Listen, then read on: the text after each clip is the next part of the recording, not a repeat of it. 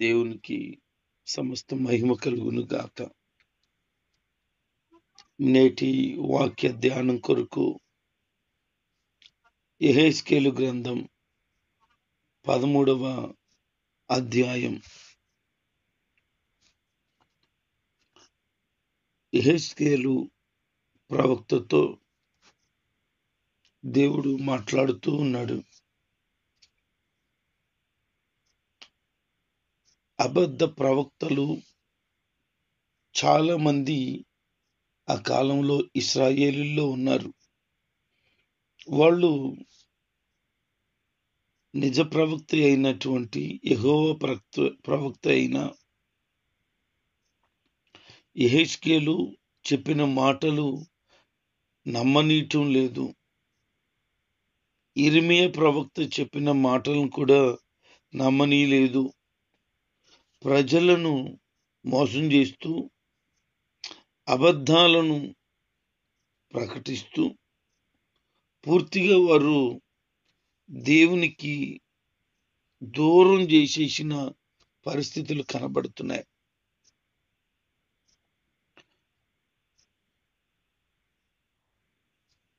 వారి మనసుకు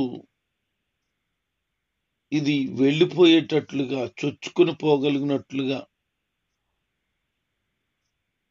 మాట్లాడాలి నువ్వు. ఎందుకంటే వాళ్ళ మనసుకు ఏమనిపిస్తే అది ప్రకటించేశారు. ఏది చెప్పాలని వాళ్ళ మనసులో అనిపించిందో ఇది ప్రవచనం అని ప్రకటించారట. వాళ్ళు ఏ విషయం ప్రాముఖ్యంగా ప్రకటించారు అని అంటే, శీఘ్రముగా దేవుడు ఈ యొక్క పట్టణాలను, దేశాన్ని బబులోను వారికి అప్పగించబోతున్నాడు.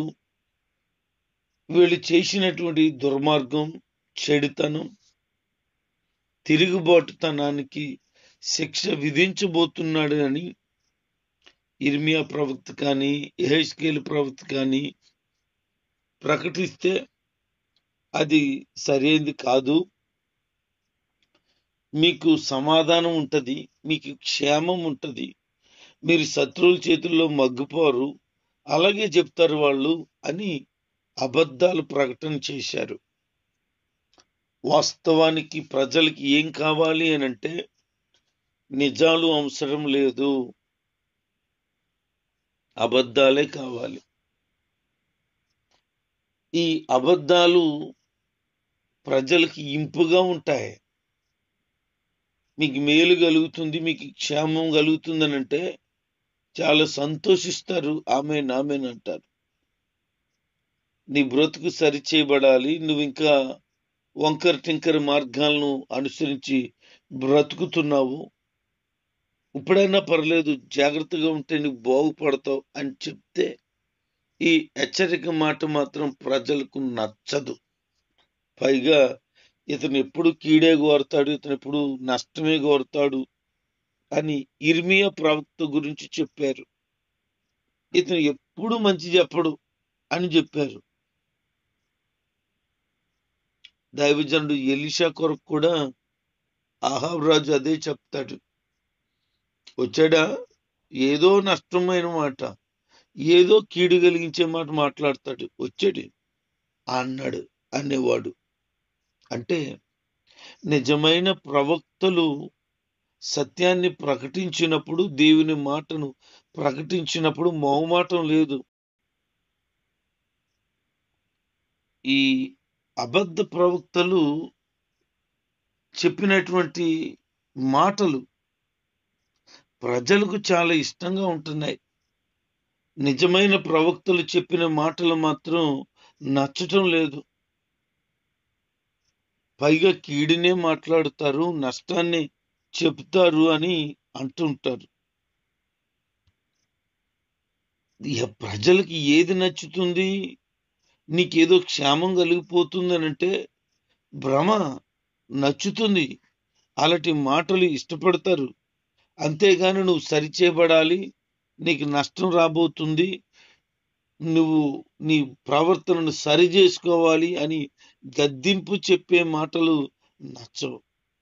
కానీ చివరికి ఏది జరుగుతుంది అని అంటే, దైవ వాక్య ప్రకారంగా సత్యమే, నిజమైన దేవుని సేవకుడు నోట్లోంచి వచ్చిన మాటే జరుగుతుంది. కానీ ప్రజలకు అది నచ్చదే. 40 సంవత్సరాలు ఇర్మియా ప్రవక్త సువార్త ప్రకటన చేస్తే అతను చెప్పిన మాటలకు ఎవ్వరు కూడా మారు మనసు పొందలేదట. అసలు నమ్మలేదట. 40 సంవత్సరాలు ప్రకటన చేసిన నోవాహు 100 సంవత్సరాలు ప్రకటన చేస్తే ఎవరికి మారు మనసు లేదట. ఎవరు కూడా ఆ నిజాన్ని నమ్మలేదట. నిజాన్ని నమ్మక ఇష్టం వచ్చినట్లు బ్రతుకుతున్న భ్రష్టత్వపుతో నింపబడిన వారు ఉన్నారు చాలా మంది. రోజున జనాలకు కూడా దురద చెవులు కలిగిన వారుగా ఉండి వారికి నచ్చే మాటలే కావాలి, కానీ సత్యం అవసరం లేదు. వీళ్ళు ఏం చేస్తున్నారు? అబద్ధ ప్రవక్తలు. వాళ్ళు మనసుకి ఏది తోస్తే అది ప్రకటించేస్తున్నారు. ఏది చెప్పాలని వాళ్ళకి అనిపించేస్తే అది మాట్లాడేస్తున్నారు. చాలా విచారకరమైన సంగతి అదే.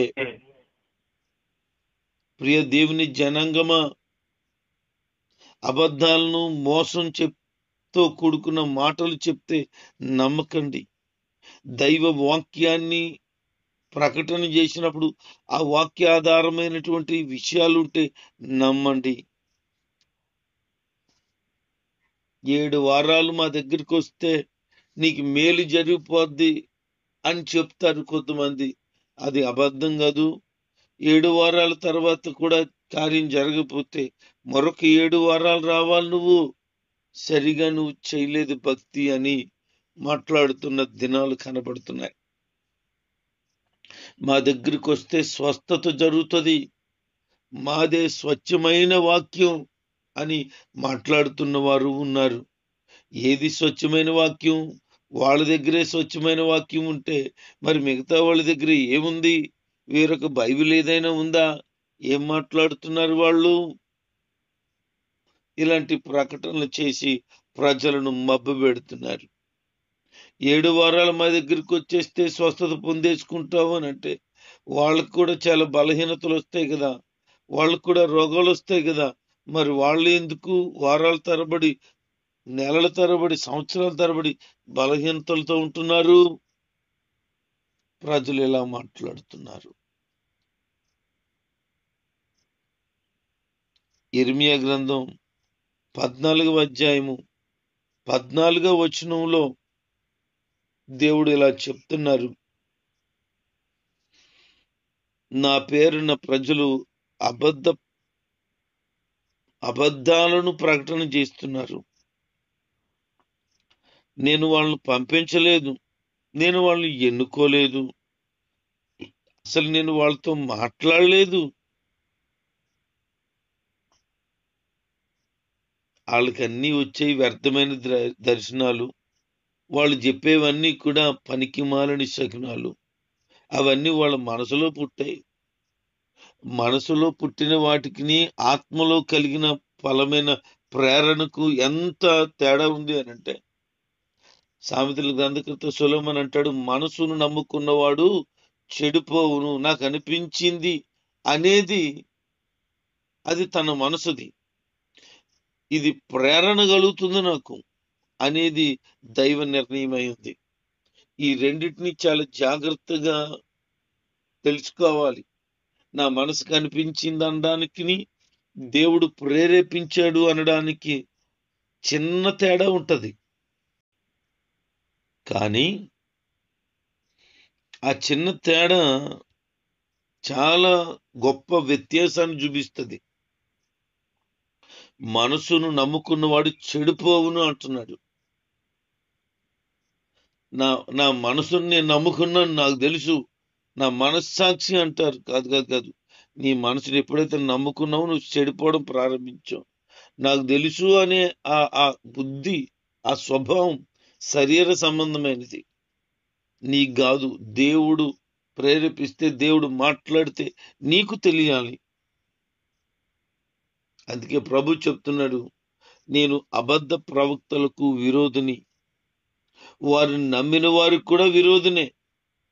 వారి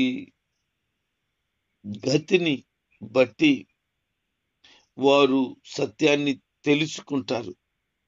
వారి జీవితంలో జరగబోతున్నటువంటి ఆ నష్టాన్ని, ఆ కీడును, వారు అనుభవించబోతున్న శిక్షను బట్టి ఇది అబద్ధ ప్రవక్తలు ప్రకటించింది అని తెలుసుకుంటారు. చాలాసార్లు అబద్ధ ప్రవక్తల మాటలకి విలువ ఉంటుంది, వాళ్ళ మాటలనే నమ్ముతున్నారు ప్రజలు. అందుకంటున్నాడు, వారు ప్రకటించిన ప్రకటనలు జరగకపోతాయి కదా, అప్పుడు తెలుస్తుంది వాళ్ళకి. నిజమైన ప్రవక్తలు చెప్పినట్లు జరుగుతాయి కదా, అప్పుడు అర్థమవుతుంది వాళ్ళు ప్రకటించిందంతా కూడా అబద్ధమే. వాళ్ళు ఏం చెప్తారట, క్షేమం లేని సమయంలో కూడా సమాధానం సమాధానం అంటారట. దేవుడేమో తన కోపాన్ని, ఉగ్రతను, శిక్షను విడుదల చేస్తే ఏం కాదు మీకు సమాధానం వస్తుంది. అంటే వాళ్ళ మారు మనసులోనికి, పశ్చాత్తాపంలోనికి నడిపించటానికి ఇష్టపడటం లేదు. జనాలకు కూడా అది నచ్చదు. పశ్చాత్తాపడండి, ఏడవండి, మీ అపరాధాలు, పాపాలు ఒప్పుకోండి అని అంటే నచ్చదు. అసలు ఆ పశ్చాత్తాపంతో కూడుకున్న సందేశాలు లేవు ఈ మధ్యలో. మారు మనసుతో కూడుకున్నటువంటి దైవ సందేశాలు కనబడతలేదు, వినబడటం లేదు. అంత కూడా పై మెరుగులు. యూట్యూబ్ ఆన్ చేస్తే అంత కూడా దీవెనలే. ప్రజలు ఇలాగున మోసం చేస్తున్నారు జనాలను. జనాలు మాత్రం వందల వేలు లక్షలుగా పరిగెత్తుతున్నారు. ఏదో జరిగిపోతుంది, ఏదో ఉంది అనుకుంటున్నారు. నిజంగా అమాయకత్వం కదండి. దైవ వాక్య సత్యాన్ని తెలియక, దైవ వాక్య ప్రకారంగా జీవితాలను కట్టుకోక, దైవ సేవలు సంపూర్ణంగా నిలకడగా లేకుండా ఉండి మోసపూరితమైన మాటలు చెబుతుంటే వాటికి లొంగిపోతున్న వారు ఎందరో బలి అయిన వారు ఉన్నారు, లొంగిన వారు ఉన్నారు. ఇక సత్యం తెలీదు వాళ్ళకి. వాక్యంలో బ్రతకాలనే విషయాలు కూడా అర్థం కాదు. వాళ్ళ మనోనేత్రాలకు గుడ్డితనం కలిగిపోయింది. గద్దింపు మాటలు ఉంటున్నాయా? సరి చేయబడే మాటలు ఉంటున్నాయా? శిక్షకు పాత్రులైపోబోతున్నారు అనే ఆ హెచ్చరిక మాటలు కనబడుతున్నాయా? తిమోతితో పౌలు గారు అంటారు, బుద్ధి చెప్పుము, ఖండించుము, హెచ్చరించు. ఎందుకు? బుద్ధి చెప్పకపోతే ఎవరు చెప్తారు బుద్ధి? సేవకుడే చెప్పాలి. ఖండించాలి, నువ్వు చేస్తున్న పని సరి అనేది కాదు అని ఖండించాలి. ఎవరు చెప్తారు? సేవకుడే చెప్పాలి. మరి సేవకుడు ఇవి చెప్పకపోతే ఎవరు చెప్తారు? అందుకే ఈ అబద్ధ ప్రవక్తలు అల్లడి చెప్పట్లేదు. వాళ్ళు ఎలా చెప్తున్నారు అట, మట్టి గోడ మీద గచ్చిపోత అనగా సిమెంట్ పోత పోసినట్లు ఉన్నాయంట. మట్టి గోడ మీద సిమెంట్ పోత పోస్తే ఏమవుతుంది? బయటికి మాత్రమే చూడ్డానికి గచ్చు చేసేసారు, ప్లాస్టింగ్ చేశారు అని కనబడుతుంది. కానీ వర్షం వచ్చినప్పుడు అది తుఫానుగా మారి ఆ గోడల మీద కొట్టినప్పుడు మొత్తం మట్టి, ఆ సిమెంట్ పూత అంతా కూడా కరిగిపోద్ది. అలా తెలుస్తుంది, అప్పుడు తెలుస్తుంది. అంటే దెబ్బ తగిలితేనే గాని, కూలిపోతేనే గాని, నష్టపోతేనే గాని తెలియదని చెప్తున్నాడు. ఈ రోజున ఈ వాక్య వింటున్న ప్రియ దేవుని జనాంగమా, దైవ వాక్య ప్రకారంగా సత్యాన్ని అనుసరించి దైవ వాక్య ప్రకారంగా నీ జీవితాన్ని కట్టుకో. అప్పుడు నీ బ్రతుకు స్థిరంగా ఉంటుంది. మనసుకు వచ్చినట్లు మాట్లాడుతుంటే ఆ మాటలను నమ్మి బ్రతుకో. దైవ వాక్య ప్రకారంగా సరిగా ఉన్నదో లేదో ఆ ప్రవచనం లేదా ప్రకటించిన ఆ మాట వాక్యాధారమైనదైనా, వాక్యానికి అనుసంధానంగా ఉందో లేదో చూసుకొని నువ్వు నమ్మాలి. అక్కడున్న స్త్రీలు ఎలాగున్నారు అని అంటే, అక్కడున్నటువంటి అబద్ధ ప్రవక్తలేమో మనసుకు వచ్చి తోచినట్లు ప్రకటిస్తుంటే అక్కడున్న స్త్రీలు మనసుకు వచ్చినట్లు ప్రవర్తిస్తున్నారు. పైగా దేవుణ్ణి దూషిస్తున్నారు. ఎంత కండకావరం, ఎంత దుర్మార్గం, ఎలాంటి భ్రష్టాత్మకు వారు అప్పగించబడిపోయారు. వారు ఎంత ఘోరాతి ఘోరంగా దేవుణ్ణే దూషిస్తూ ఉన్నారు. అబద్ధపు మాటలను అంగీకరించుచున్నారు. జనాలతో అబద్ధాలు చెప్తున్నారు. అలాగున వాళ్ళ ప్రవక్తను కూడా చెడిపోయింది. చూడండి ఎంత బాధాకరమైన విషయమో.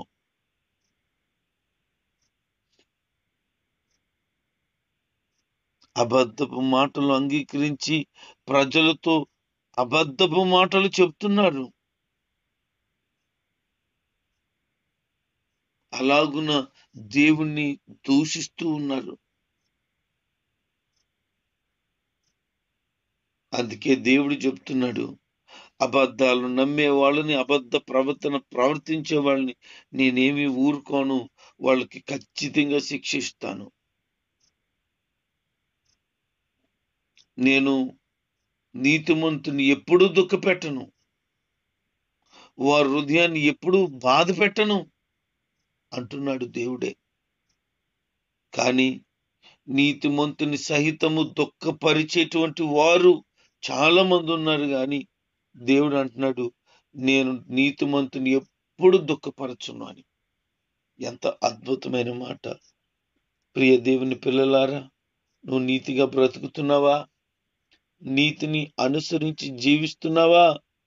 దేవుడు నిన్ను ఎప్పుడు దుఃఖపట్టడు. అసలు నిన్ను బాధపడనీయుడు, నిన్ను ఏడవనీయుడు. ఆయన నీతిమంతులకు వెలుగు తేజరిల్లుతూ ఉంటుందట. కాబట్టి నువ్వు నీతిమంతుడిగా, నీతిమంతురాలుగా ఉంటే నిన్నెందుకు దుఃఖ పెడతాడు ఆయన? అసలు నువ్వు దుఃఖపడ్డానికి ఆయన ఒప్పుకోడు. అందుకే నీతిగా బ్రతకటానికై ప్రయత్నం చేయి. అబద్ధ ప్రవక్తలు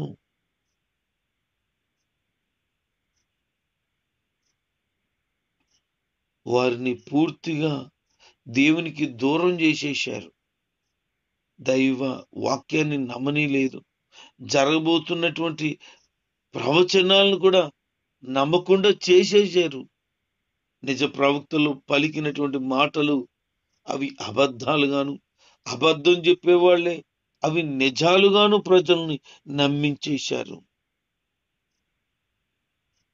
అయితే ప్రభు చెప్తున్నాడు, ఈ అబద్ధ ప్రవక్తల మార్గం నుండి నా ప్రజలను నేను విడిపిస్తాను, నేను తప్పించుకుంటాను, వాళ్ళని ఆ అబద్ధాల్లో చిక్కు పడనీయను నేను అని ప్రభు చెప్తున్నాడు.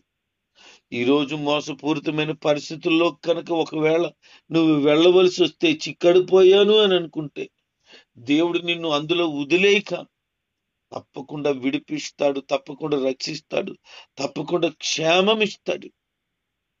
నమ్ముతున్నావా? నిన్ను ఆయన అవమాన పాలు కానీయుడు, నిన్ను చిక్కడిపోనీయుడు, తలదించుకోనీయుడు ఆయన. అందుకనే అబద్ధ ప్రవక్తల మార్గం నుండి తన ప్రజలను తప్పకుండా కాపాడుతానని, వారిని వారి చేతుల్లోంచి విడిపిస్తానని చెప్తున్నాడు. ఈ రోజున నీ హృదయాన్ని ప్రభుకి అప్పగించి దైవ వాక్యానుసారంగా బ్రతకడానికై ప్రయత్నం చేయి. వాక్య లేఖనాల ప్రకారంగా నీ జీవితాన్ని కట్టుకోవడానికి ప్రయత్నం చేయి. ఇతరుల మాటలు నమ్మి మోసపోక, నీ జీవితాన్ని నాశనం చేసుకోక, దైవ భయము, దైవ భక్తి కలిగి బ్రతుకు. ప్రభు రాకడు కొరకై సిద్ధపడు. ఆయన త్వరగా రాబోతున్నాడు. ఆయన వచ్చినప్పుడు ఎత్తబడే గుంపులో నువ్వు ఉండపోతే విడవబడుట బహు ఘోరం. అబద్ధాలు నమ్మి ఇంకా ప్రభు రాడు, 2050లో వస్తాడంటున్నాడు. ఎవడో 2050లో వస్తాడట. ఇంకొకడు అంటాడు 2030కి యుగాంతం అంటున్నాడు. యుగాంతం 2030కో 2050కో డిసైడ్ చేసింది వీళ్ళెవరు? దేవుడు డిసైడ్ చేయాల. 2020కి అయిపోతుంది మొత్తం ప్రపంచం సంగతి అన్నారు. 2020 మ్యాచ్ లాగా ఉంటది అన్నారు. 2020కి యుగాంతం రాలేదు, ప్రభు రాకడ జరగలేదు. ఆయన జనాలకి చెప్పడం, ఆయన వచ్చేది దొంగ వలే వస్తాను చెప్పకుండా అంటే వీళ్ళెవరు 30కి వస్తాడు 50కి వస్తాడు?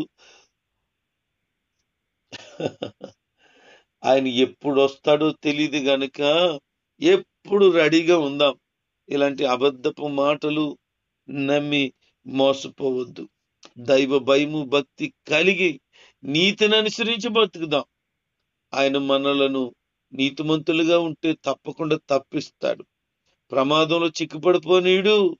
అందుకనే వాక్యం సెలవిస్తుంది, ఆయన బిడలను ఆయన శ్రమ కాలానికి ముందే ఎత్తబడే సంఘములో, ఎత్తబడే గుంపులో ఉంచుతాడు అని.